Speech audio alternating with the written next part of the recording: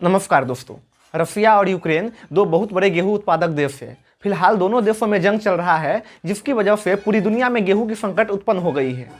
रूस पर अमेरिका ने प्रतिबंध लगा दिया है और यूक्रेन के पास गेहूं है भी, तो यूक्रेन के निचले बंदरगाहों पर रूस का कब्जा है, इसलिए वो भी दुनिया को गेहूं एक्सपोर्ट नहीं कर पा रहा है। दोस्तों, अमेरिका को रूस ने यह प्रस्ताव भी दिया था कि उनके ऊपर से कुछ प्रतिबंध हटा लिया जाए, जिससे उनकी भी अर्थव्यवस्था चल सके और यूक्रेन भी पूरी दुनिया को गेहूं का एक्सपोर्ट कर सके। लेकिन अमेरिका ने यह प्रस्ताव ठुकरा दिया, जिसकी वजह से पूरी दुनिया में गेहूं का संकट पैदा हो गया। दुनिया में बढ़ते गेहूं संकट को देखते हुए भारत ने भी प्राइवेट कंपनियों पर बैन लगा दिया है कि अब वो विदेशों में गेहूं का एक्सपोर्ट नहीं कर सकते हैं। अगर किसी देश को भारत से गेहूं लेनी है तो गवर्नमेंट टू गवर्नमेंट डील करनी पड़ेगी।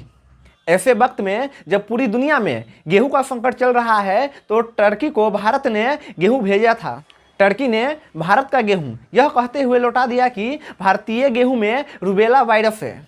आपको बता दें कि इस गेहूं संकट के बीच भारत ने टर्की को लगभग 57,000 टन गेहूं भेजा था, जिसे टर्की ने 29 मई को कंडला बंदरगाह पर वापस भेज दिया। आधिकारिक सूत्रों के अनुसार टर्की को भेजे जाने वाली गेहूं सीधे भारत से नहीं भेजी गई थी। इसे एक भारतीय कंपनी आईटीसी ने नीदरलैंड में स्थित एक कंपनी को बेचा था। आईटीसी लिमिटेड के एक अधिकारी ने नाम न लेने की शर्त पर द हिंदू बिजनेस लाइन को बताया कि आईटीसी ने फ्री ऑन बोर्ड यानी गुणवत्ता और वजन के आधार पर एक डच कंपनी को यह गेहूं बेच दिया, जिसने इसे एक टर्की कंपनी को बेच दिया। आपको बता दें कि डच कंपनी और आईटीसी लिमिटेड दोनों को गेहूं के पैसे मिल चुके हैं। मीडिया रिपोर्ट्स में बताया जा रहा है कि यह एक राजनीतिक फैसले से प्रेरित फैसला लगता है, क्योंकि यह मानव रोग जो गेहूं में बताया गया है वह फसलों में पाया ही नहीं जाता है।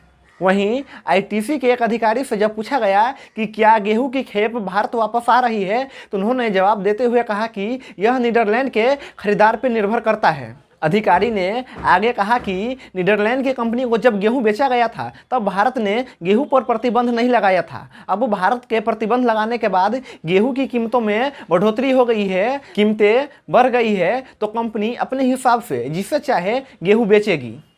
बताया जा रहा है कि गेहूं मध्य प्रदेश से लिया गया था, जहां पर मकरौनी और पास्ता के लिए खास किस्म की गेहूं उपजाई जाती है। आपको बता दें कि कश्मीर से धारा 370 हटाए जाने के बाद से ही टर्की भारत से अलग थलग चल रहा है। उन्होंने कश्मीर का विशेष दर्जा हटाए जाने पर भी भारत का विरोध किया था, जिसको देखकर एक्सपर्ट यह अनुमान लगा रहे हैं कि यह फैसला राजनीतिक से प्रेरित भी हो सकता है। अगर आपको यह वीडियो अच्छी लगे तो वीडियो को लाइक करें और चैनल को सब्सक्राइब करें। धन्यवाद।